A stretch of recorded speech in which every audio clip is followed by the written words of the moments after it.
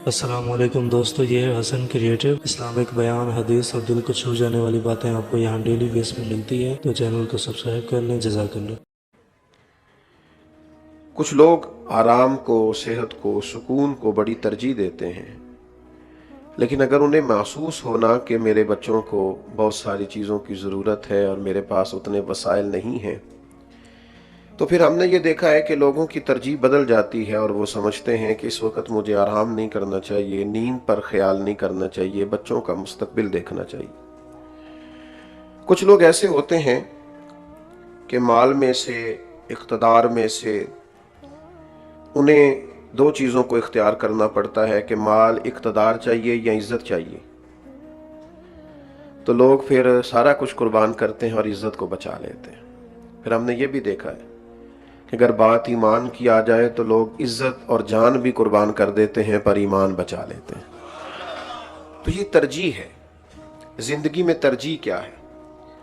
ہماری سوسائٹی میں آج کل لوگوں کی کچھ ترجیحات بدل گئی ہیں، اس کو سمجھنے کی ضرورت ہے۔ سب سے پہلی بات یہ کہ اصل ترجیح ہوتا ہے، فرع ترجیح نہیں ہوتی۔ یہ جو فروعات ہوتی ہیں یہ ترجیح نہیں ہوتی، جو اصل ہے، جو بنیاد ہے، اس کو ترجیح دینا ضروری ہے۔ مثلا فرض نماز کو ترجیح دینا ضروری ہے، لیکن کچھ لوگ کیا کرتے ہیں، وہ محفل بڑے اہتمام سے کریں گے، ختم بڑے اہتمام سے دلائیں گے، مستحبات پر بڑی توجہ کریں گے۔ ان سے کہا جائے آپ نماز پڑھتے ہیں تو کہتے ہیں دعا کریں میں نمازی بھی ہو جاؤں۔ تو میرے عزیز، جو اصل ہے، جو بنیاد ہے، جس کے بغیر گزارا نہیں، آپ کو اس کو ترجیح دینی چاہیے تھی، آپ فروعات کو ترجیح دے رہے ہیں۔ آپ نے والدین کا ختم تو لاکھوں روپے لگا کر کے ختم تو دلا دیا ہے، لیکن آپ فرض نماز ادا ہی نہیں کرتے، واجبات کا آپ لحاظ ہی نہیں کرتے۔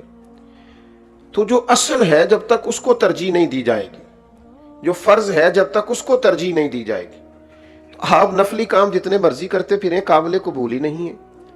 بنیاد بڑی ضروری ہے، بنیاد، اس بنیاد کو سمجھنا بنیادی طور پر کام ہے۔ نبی کریم صلی اللہ تعالی علیہ وآلہ وسلم کی خدمت میں ایک بدو آیا، امام بہقی اس حدیث کو لائے ہیں، اور اس نے آ کے عرض کی، یا رسول اللہ صلی اللہ تعالی علیہ وسلم، مجھے کوئی ایسا عمل بتائیں میں وہ عمل کروں اور جنت میں چلا جاؤں۔ جنت سب سے آخری نتیجہ ہے زندگی کا اور آخرت کا، تو اس نے آخری بات ہی پوچھ لی، موٹا ہی سوال کر دیا، بنیادی بات ہی پوچھ لی، یا رسول اللہ صلی اللہ علیہ وسلم ایسا عمل بتائیں میں کروں تو جنت میں چلا جاؤں۔ تو اللہ کے محبوب علیہ السلام نے فرمایا، اللہ تعالیٰ کی عبادت کر، اس کے ساتھ کسی کو شریک نہ ٹھہرا، نماز ادا کر، فرض نماز ادا کر، رمضان کے روزے رکھ، زکوٰۃ تیرے اوپر فرض ہو تو اسے ادا کر۔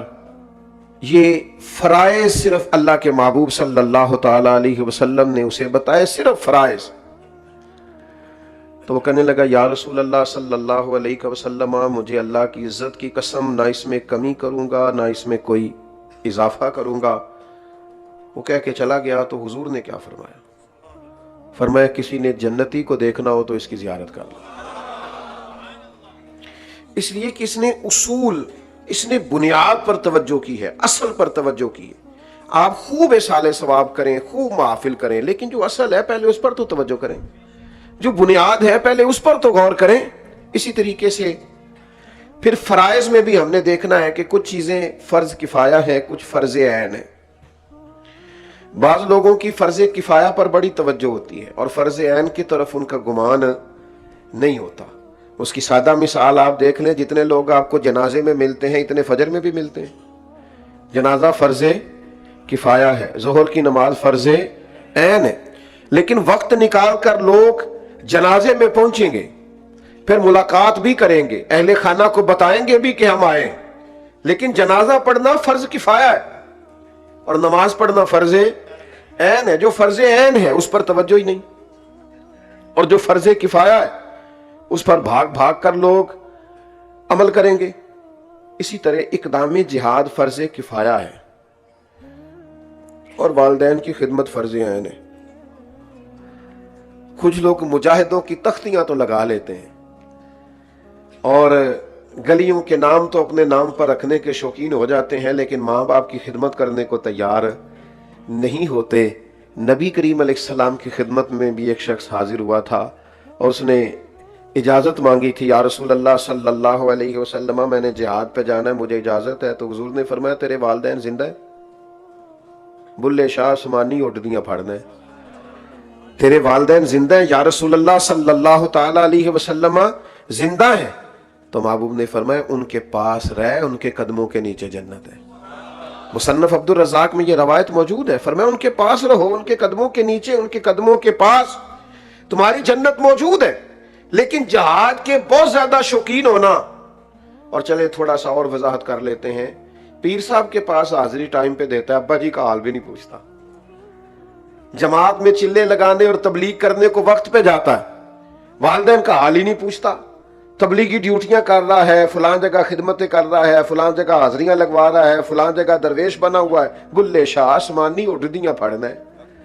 جیڑا گھر بیٹھا انہوں پھڑیا ہی نہیں۔ ترجیح کس چیز کو دینی ہے اس کو سمجھے۔ دین نے بنیادیں فراہم کی ہیں، ان بنیادوں کو سمجھنے کی ضرورت، لیکن ہم چیز پر غور ہی نہیں۔ میرے پاس نا ایک دفعہ دو دوست آ گئے تو آگے کہنے لگے فلسطین جانے کا کوئی رستہ بتائیں۔ تو آپ کو پتہ ہے جذبات اللہ کے فضل سے سب کے ہیں ان مسلمانوں کے، لیکن جانے کا کوئی رستہ موجود نہیں ہے۔ آپ کے تو پاسپورٹ پہ لکھا ہے سوائے اسرائیل کے ہر ملک کے لیے اس پر ویزا لگ سکتا ہے، کیسے جائیں گے آپ؟ ممکن نہیں۔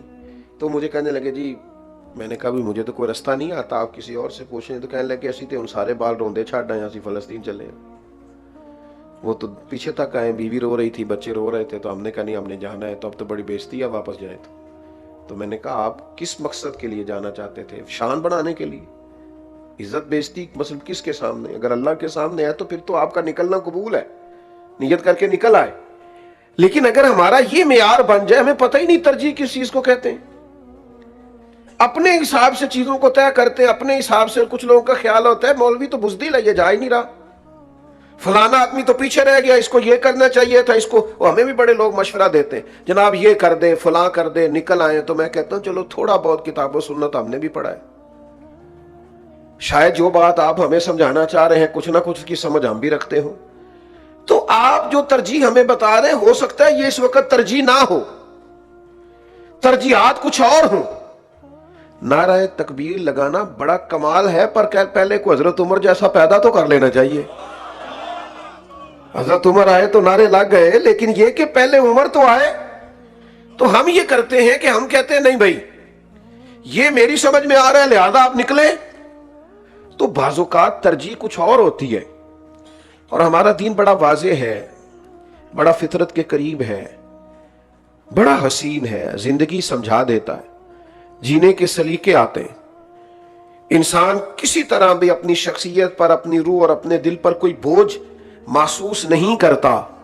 نبی کریم علیہ السلام کی بارگاہ میں شخص آیا ہے، یہ سنن ابو داؤد شریف میں موجود ہے۔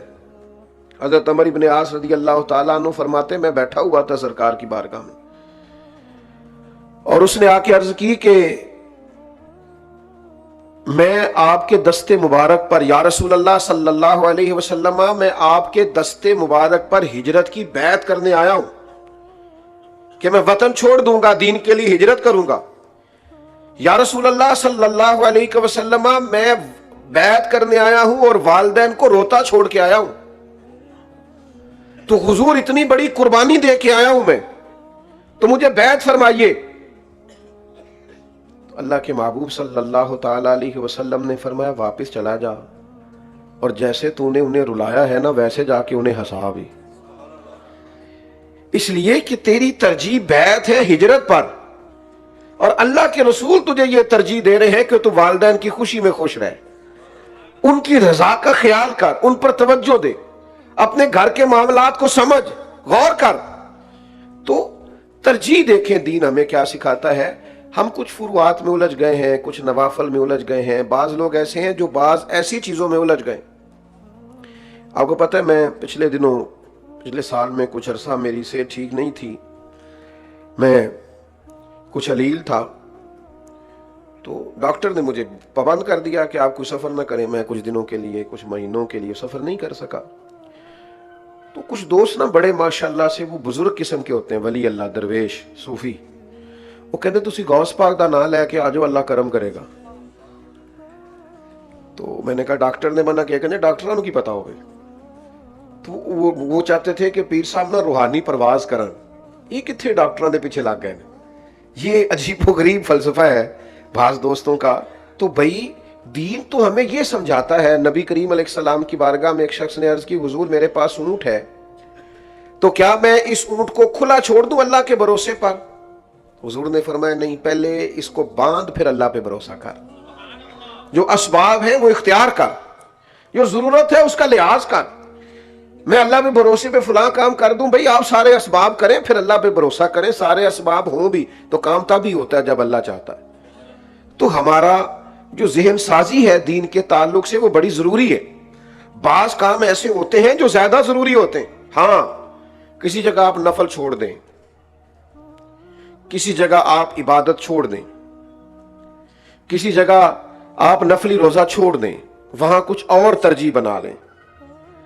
دین آپ کو وہاں ایک اور عالیشان کام بتاتا ہے جو نفلی روزے سے، نفلی نماز سے، نفلی صدقے سے افضل ہے. اور خود نبی کریم علیہ السلام نے فرمایا. اور یہ دیکھیں حضور توجہ کیسے دلاتے ہیں. فرمایا تمہیں وہ عمل نہ بتاؤں جو نفلی نماز سے بھی افضل ہے، نفلی روزے سے بھی افضل ہے، صدقے سے بھی افضل ہے. یا رسول اللہ بتائیے. فرمایا دو روٹھے ہوئے میں صلح کرا دو، اللہ ان سارے نفلی کاموں سے زیادہ ثواب عطا کر دے.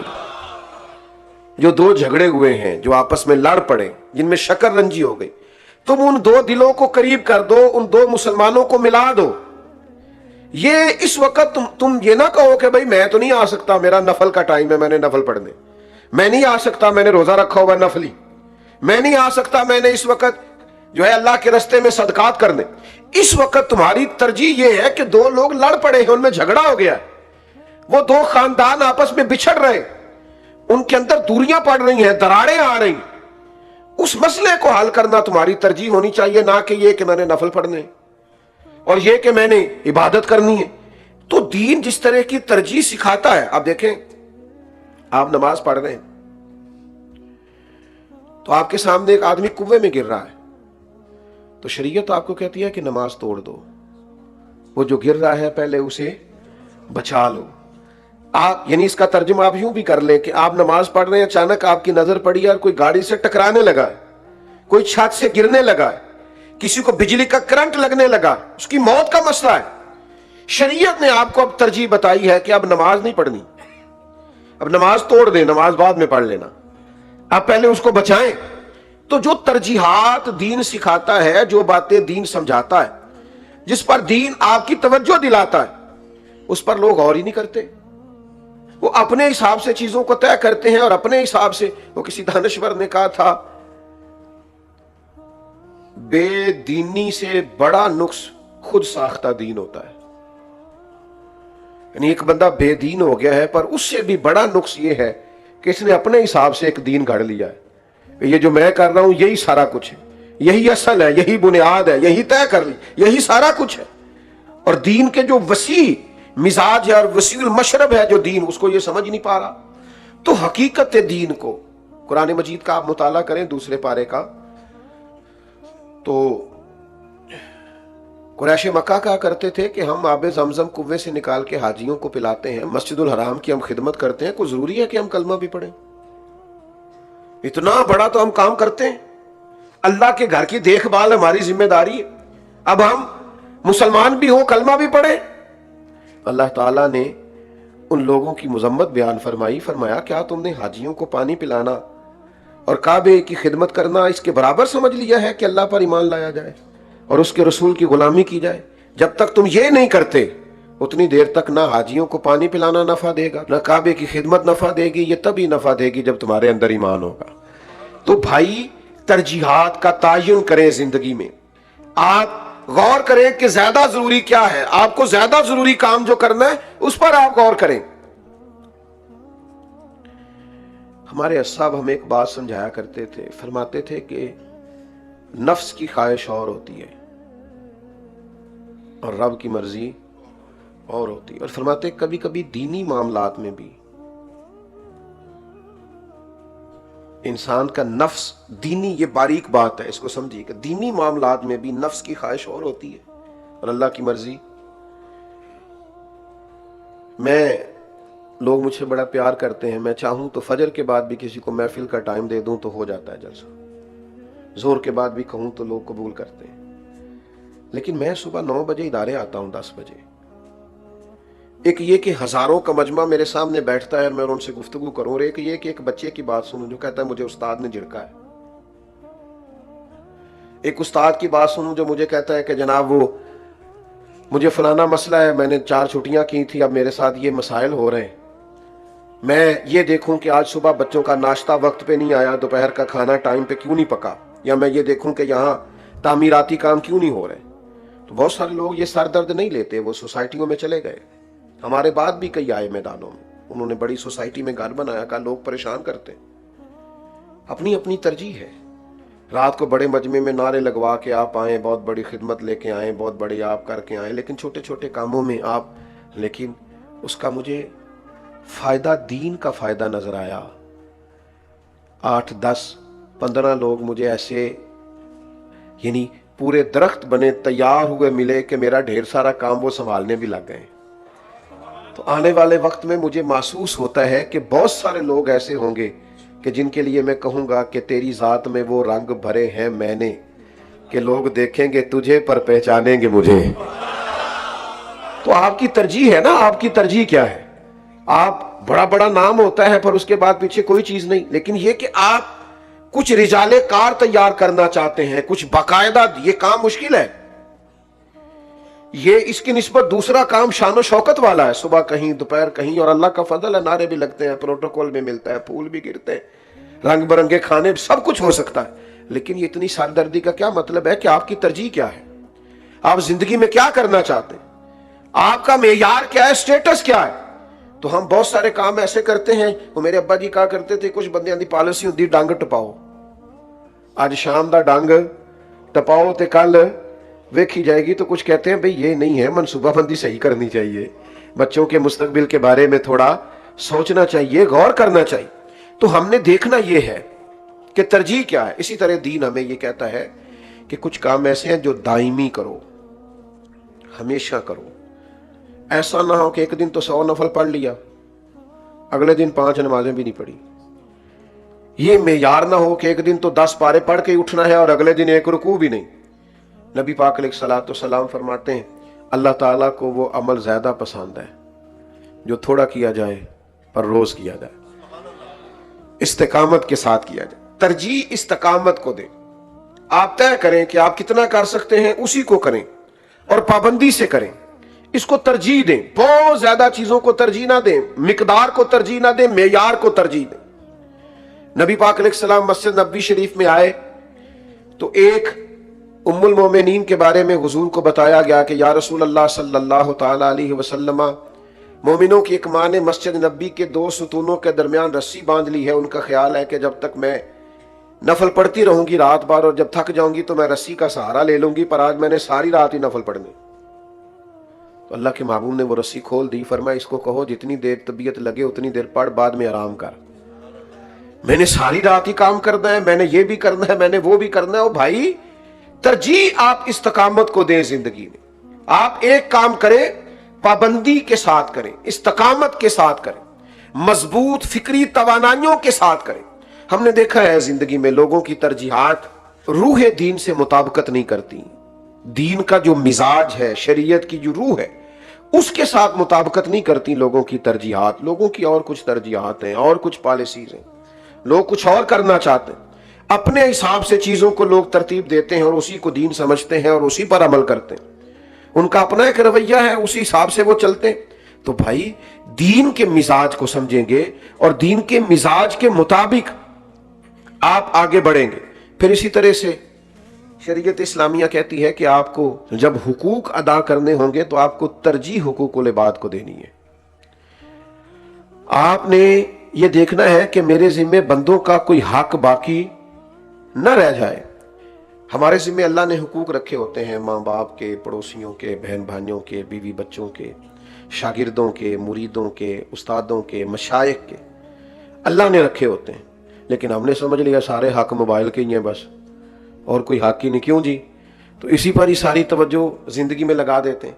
भाई, हमारे जिम्मे अल्लाह ने हुकूक रखे, ایک ایک کر کے ان سارے حقوق کو ادا کریں، ذمہ داریوں کا احساس کریں۔